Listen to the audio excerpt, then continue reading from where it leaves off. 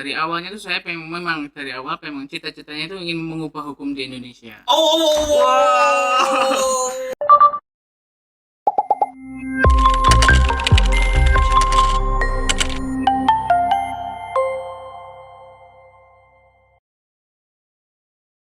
Sahabat Bawaslu, kita kedatangan seorang tamu. Ini spesial karena ini nama salah seorang YouTuber. Namanya Atta. Mas Atta. Halo Mas Siap. Atta. Halo Pak, selamat siang. Tapi bukan Atta Halilintar. Si Atta bukan Halilintar. Atau Wes, si Putra Putra Petir. Petir.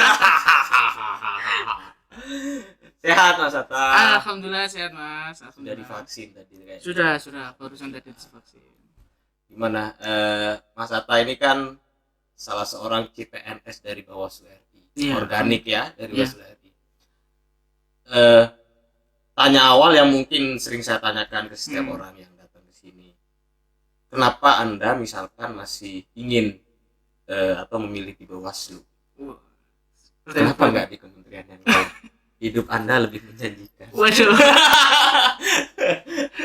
Iya, gimana? Kalau terkait pemilihan di Bawaslu itu, dari awalnya tuh saya memang dari awal memang cita-citanya itu ingin mengubah hukum di Indonesia. Mengubah hukum. Kebetulan memang divisi hukum ya. Iya, alhamdulillah, dan saya juga dari jurusan hukum juga. Apa yang mau diubah dari hukum? Anda melihatnya bagaimana, Pak? Melihatnya hukum, karena hukum di Indonesia itu mungkin masih tajam ke bawah dan tumpul ke atas. Sehingga masih ada sistem yang harus dirubah di Indonesia ini. Dari ada perbandingan di luar negeri sana, di mana tingkat kriminalitas bisa kurang dari 50%. Terus contohnya di Belanda bisa 0,75%, bahkan penjaranya pun hampir tutup. Bertutup. Di Di sini Belanda penuh itu ya. penuh, melebihi kapasitas. Makanya Itu yang salah teoritisnya atau prakteknya? kalau teoritisnya pada dasarnya udah bagus semua, Pak.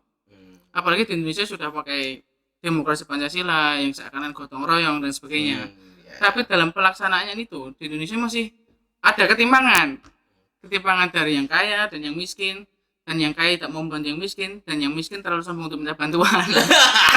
Kata-kata. Luar biasa. Ngobrolnya sudah cukup serius. Wah, ya, serius. Anda, ya. Ini bukan wawancara untuk Anda menjadi jabat ya. Siap, Pak. Menteri CPNS. Iya. Kabarnya sudah 3 tahun ya di Bawaslu ya. Alhamdulillah saya mulai merintis Bawaslu itu di bawah Solo, Kota Solo sejak tahun 2017. 2017. Ya, alhamdulillah. Udah lama kali ya. Alhamdulillah. Berarti dulu non PNS. Ya, dulu saya non PNS, bermula dari non PNS, lalu daftar jadi CPNS. Langsung berhasil atau berapa kali? Saya CPNS baru sekali, Mas. Oh, langsung. Alhamdulillah langsung bisa keterima. Yang di Bawaslu Jati. Iya, alhamdulillah itu penempatan Jati. Solo ya. Ya, so. Apa yang menarik dari Solo? Banyak, Mas. Dari segi budaya, makanan, keramahan orang-orangnya banyak sekali, Mas. Ramah berarti ya. Alhamdulillah, Pak. Kalau bisa dinilai ramah. Berarti sering senyum gitu ya, sering nyapa orang gitu Ya, ya. insya Allah.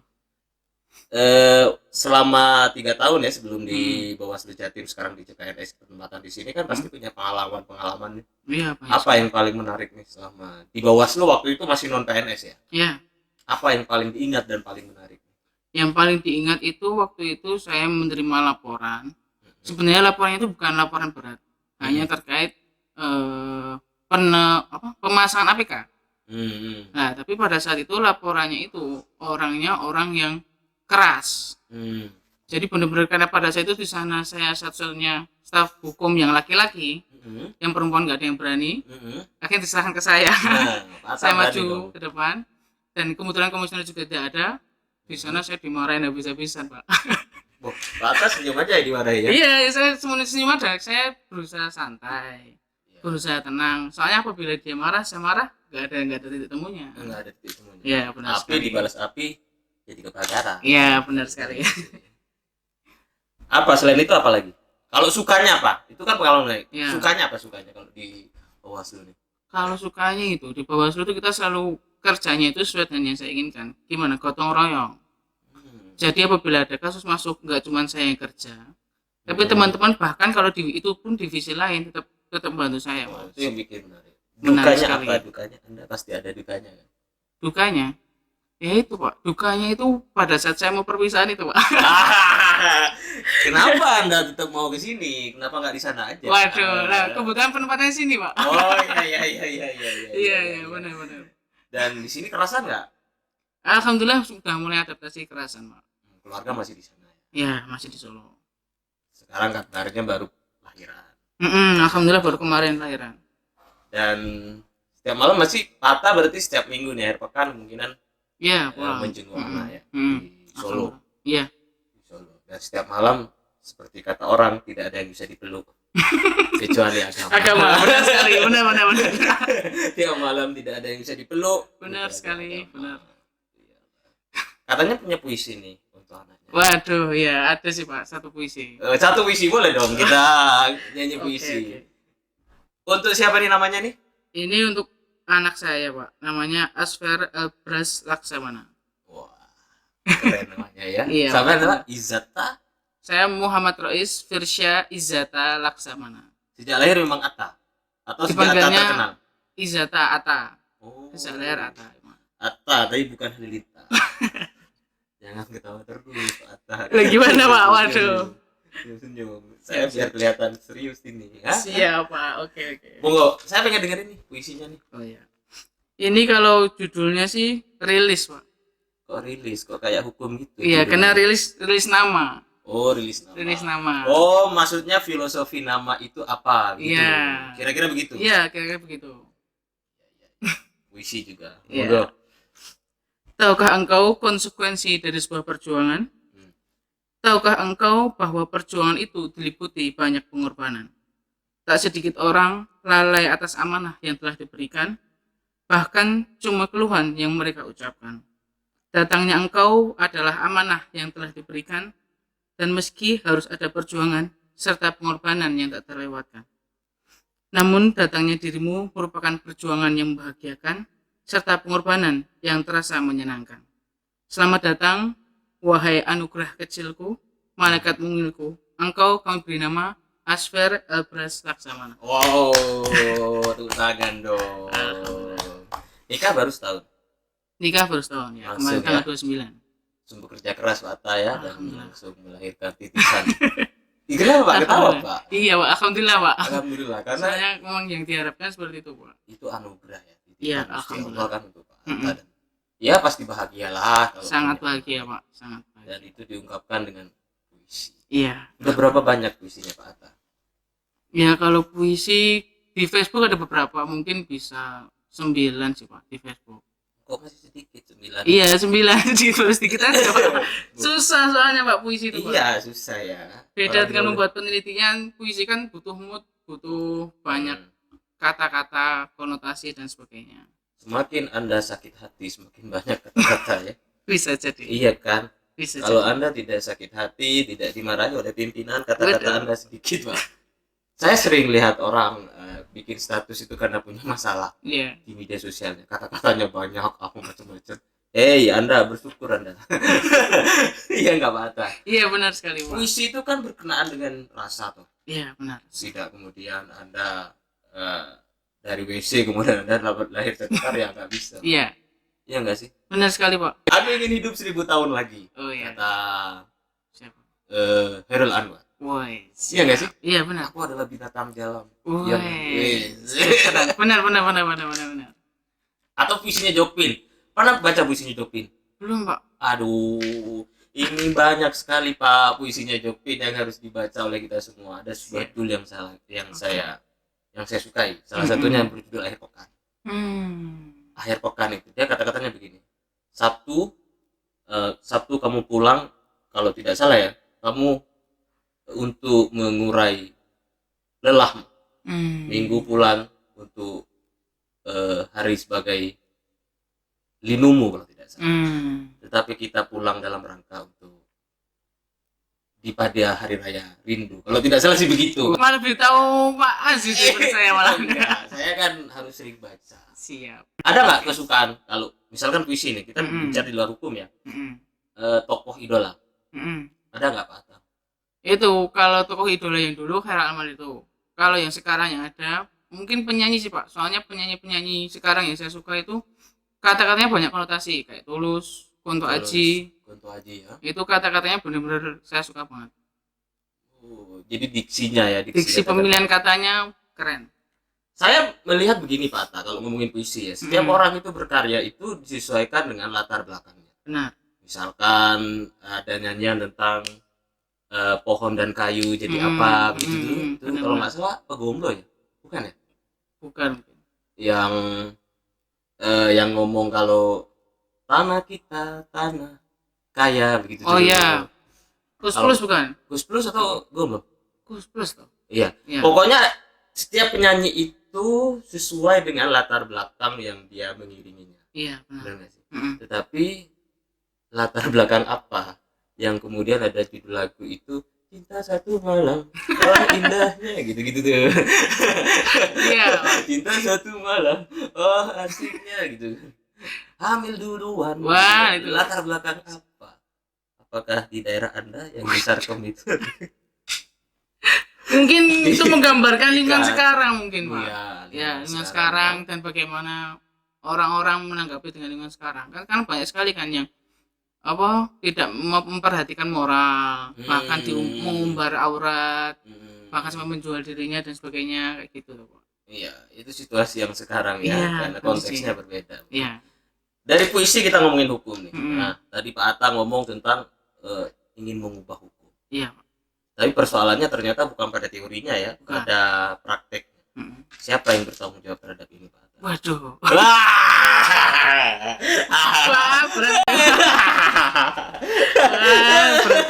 Oke. Kenapa berat, Pak? Siapa bertanggung jawab, Pak? Yang bertanggung jawab pada dasarnya seluruh rakyat Indonesia sih, Pak. Soalnya yang membentuk, yang ada anggota DPR ataupun pelaksana hukumnya itu juga orang Indonesia juga kan. Dan mungkin muaranya pada pendidik juga akhirnya. Bagaimana mereka bisa mendidik anak-anak didiknya untuk bisa memajukan negara Indonesia itu sendiri. Akhirnya seperti itu. Nah, yang terjadi sekarang kan ya kayak orang menginginkan untuk perubahan. Tapi apa yang mereka lakukan tidak menggambarkan keinginan untuk perubahan itu sendiri. Contoh demo dan sebagainya, ya kan? Sedangkan apabila kita melakukan demo, kita kan menyerang, kalau bagi saya mereka menyerang sistem dari luar. Sedangkan sistem itu sudah ada firewall-nya sendiri kalau di itu, sudah ada dindingnya sendiri.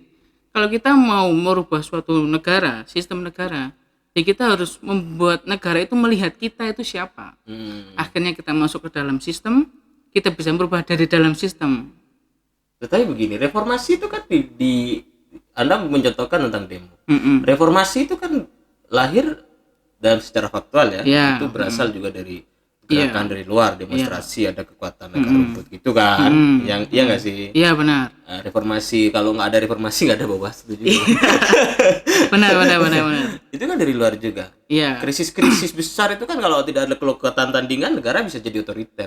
Gimana mau masuk ke sistem, Pak? Kita ini kan susah juga kalau tidak semua orang kan bisa masuk ke sistem. Ada saatnya kekuatan sipil itu kan harus berada di luar mengontrol kekuasaan. Benar nggak Pak Atta itu? Atau gimana Pak Atta? Memang Pak, sipil itu harus mengontrol pemerintah. Tapi dalam hal ini, pemerintah itu kan tetap dilindungi oleh sistem-sistem yang ada. Melindunginya gimana? Ya kayak demo kayak 98 itu bisa berhasil apabila mengumpulkan massa banyak. Sedangkan untuk akhir atau dewasa-dewasa ini, massa itu bisa dipecah dengan hoax dan sebagainya. Apabila kita tidak menimba ilmu yang banyak, maka kita akan termakan oleh hoax. Akhirnya tidak jadi melakukan perubahan dari luar itu. Contohnya kayak kemarin demo yang KUHP itu. Demo yang KUHP itu kan akhirnya mereka hanya menyuarakan suara-suara yang sebenarnya tidak sesuai yang sebenarnya. Akhirnya mental. Bukan ya, kan? Mental sih. Gimana Pak? Yang KUHP yang tentang yang ternak itu loh, yang makan lahan itu. Ada berapa hal yang memang mungkin tidak mahasiswa pahami, ya kan Pak Atta ya.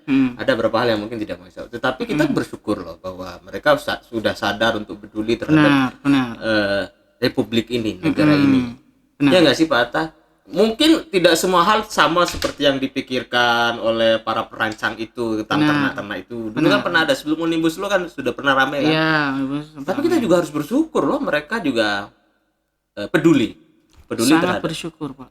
Iya nggak sih? Iya, kita sangat bersyukur. Seharusnya mereka gimana menurut Pak Atta? Dan menurut saya memang masyarakat sipil itu kan sebagai watchdog. Watchdog kan sebagai pengawas dari luar. Tapi bukan semena-mena menyuarakan secara harfiah.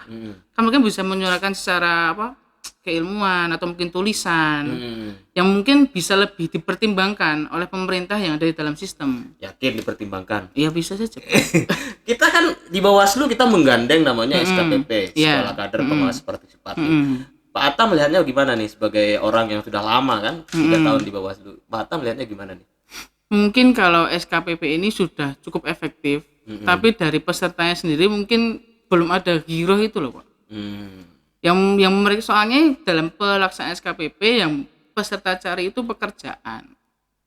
Ada kalau juga kebanyakan tidak semua loh. Tidak semua ya, ngapun tidak semua. Tidak semua. Tapi kalau di tempat saya dulu memang SKPP pertanyaannya terkait dengan apakah nanti ada rekrutmen pekerjaan dan sebagainya. Ada banyak seperti itu. Sehingga mungkin maksud yang disampaikan mungkin kurang masuk untuk merubah atau untuk mengawasi secara partisipatif itu sendiri. Tapi kita butuh loh yang begitu-begitu. Butuh sekali Pak. Kita butuh pengawas yang mengawasi tidak hanya proses. Kita tidak hanya membiarkan proses penyelenggaraan demokrasi pada yang sudah punya wewenang kayak Bawaslu, KPU dan DKPP ya, karena kita menjalankan pemilu ini. Tapi kita juga butuh orang luar untuk bareng-bareng. Ya benar Pak. Iya benar. Efektif nggak menurut Pak Atta itu? Bareng-bareng kerja bareng gotong royong bersama-sama dengan anak muda itu sangat efektif Pak, sangat efektif dan sangat mendukung sebenarnya. Tapi harus dengan anak muda yang benar-benar mereka mau gitu Pak. Soalnya selama ini yang saya alami di Bawaslu Kota Surakarta itu ya SKPP hanya sekedar SKP aja dan akhirnya dia nggak menindaklanjuti ilmu yang diberikan. Di Surakarta ya dicatat komisionernya. Ini ngomong begitu Pak. Aduh, iya Pak. Malah ngomongin di Surakarta. Kebanyakan tidak semuanya. Tidak semuanya. Tapi menarik loh. Apa yang berbeda Surakarta dengan Jawa Timur? Kalau perbedaannya itu sih Pak, mungkin dari budaya dan perilaku orangnya sih Pak. Gimana kalau di sini? Gak usah tolak-tolak. Gimana kalau di sini Pak? Kalau di sini mungkin lebih tegas, lebih to the point. Iya. Kalau yang di Solo itu mungkin ngemong Pak. Lebih ngomong, lebih ramah. Dicerungkepno enggak? Apa? Dicerungkepno ngono. Habis ngomong di anu. Iya. Kalau ada pepatah Jawa itu di pangku mati Pak. Di pangku mati apa istilahnya itu? Jadi istilahnya tuh kalau orang di Jawa itu nek diopeni dia nurut. Jadi gitu. Tapi enggak langsung to the point, tapi diiyani terus dielus-elus, akhirnya dia manut dengan yang elus-elus tadi. Oh, jadi tidak kritis lagi dong. Jadi diopeni ya. Bahasanya juga halus-halus. Halus ya, ramah. Saya ingin konfirmasi ke Pak Atta. Saya hanya ingin tahu ya. Benar enggaknya? Filosofi keris. Orang Jawa kan banyak yang pakai keris. Keris itu katanya ditaruh di belakang kan. Itu simbol bahwa orang Jawa bisa nusuk dari belakang. Wah, saya nggak tahu itu Pak. Saya ingin konfirmasi. Kalau salah saya mohon maaf. Tapi saya ingin konfirmasi kepada orang Solo. Filosofi keris. Wah, saya nggak tahu itu Pak. Kurang tahu itu Pak. Saya kurang tahu itu Pak. Bisa nusuk dari belakang. Mungkin nggak hanya orang Solo, tapi orang lain juga bisa nusuk dari belakang Pak. Iya, saya kan makanya tanya. Iya, tapi saya nggak tahu tuh, saya kurang tahu terkait dari itu. Oh, tidak tahu ya? Nggak tahu. Baru aja tidak tahu, yang lain tahu semua Pak Atta ini. Aduh. Habis di sini mau ngapain nih Pak? Maksudnya? Di Bawaslu ini yang pengen diubah atau pengen dilakukan katanya hukum bermasalah tadi. Itu Pak sistemnya mungkin Pak. Sistem dari pelaksanaan demokrasi kan semua permasalahan itu mungkin pintu masuknya dari pemilihan itu sendiri. Jadi apabila kita bisa mengawasi pemilihan itu dengan baik dan benar dan mungkin tidak ada celah untuk melakukan suatu kesalahan, akhirnya mungkin dalam pelaksanaan negaranya akan lebih bagus juga Pak. Karena semuanya memang girohnya untuk berubah, bukan untuk cari uang, bukan untuk korupsi dan sebagainya. Dan Anda yakin bisa di bawah 10 juta? Insya Allah. Wow. Insya Allah, Pak. Oh, harus kita kasih aplaus Aduh, dong. insya Allah, Pak. Insya Allah. Birokrasi rumit loh, Pak Atta. Sangat rumit, Pak. Iya. dan saya baru merasakan ya jadi PNS di bawah Jatim ini. Ternyata enggak. Kan kalau di kota Solo kemarin kan enggak serumit di sini. Kalau di sini bahkan untuk melaksanakan suatu kegiatan pun harus ada nota dinas, memo dan sebagainya. Itu kan baru saya rasakan di sini. Baru dirasakan ya. Iya. Itu salah siapa itu? Ya enggak salah, Pak. Ya enggak salah siapa-siapa, Pak. Enggak berani Anda ya. Bukan enggak berani. Itu memang harus sistemnya harus dilakukan apabila enggak ada kontrol dari mungkin dari pekerjaan yang dilaksanakan staf. Ya mungkin akan enggak ke kontrol aja, Pak. Enggak ke kontrol aja. Selama berapa bulan ini sudah mengerjakan apa Pak Atta di sini? Kalau di sini mungkin bantuan hukum. Sudah ya. Sudah. Kemana? Ke Pamekasan, ke Ponorogo. Terus apa lagi? Ya sama penyusunan laporan akhir mungkin, Pak. Iya. LKHSN sudah ya? Belum, kan saya masih CPNS, Pak. Oh iya, belum kaya ya. Belum. Kaya. Karena kekayaan paling tinggi itu adalah iman dan takwa. Benar sekali, Pak. Kata Roma Irama, istri soleha. Benar, Istri soleha itu adalah lebih dari emas dan permata, Pak. Benar sekali, Pak. Kalau suami soleh gimana? Gak sering pijet ya. Kenapa ketawa Pak Atta? Sudah mulai nakal Pak Atta ya di Surabaya? Nakal gimana Pak maksudnya? Ya mulai tahu lah dunia di sini di Surabaya. Belum sih Pak. Aduh harus tahu dong. Karena di setiap terang itu pasti ada remang-remang Pak Atta. Ada sisi gelapnya. Dan itu harus tahu semua lah. Oke, insya Allah. Insya Allah. Nanti kalau diajak kemana-mana astagfirullah. Astagfirullah, ampun. Tapi mau diajak. Waduh. Tapi Surabaya sudah kemana aja nih Surabaya nih? Belum. Saya belum kemana-mana Pak. Hanya di kosan. Hanya di kosan. Soalnya kan saya weekend ini pasti pulang. Saya kemarin mendampingi istri mau melahirkan. Jadi weekend belum sempat kemana-mana di sini. Weekend pasti pulang. Pasti pulang. Kalau ada kegiatan pasti pulang. Karena hari aktif hanya memeluk agama. Itu aja barangkali Pak Atta kan sudah ngobrol ngidul. Oke, siap. Semoga anaknya sehat ya. Amin ya Pak. Amin.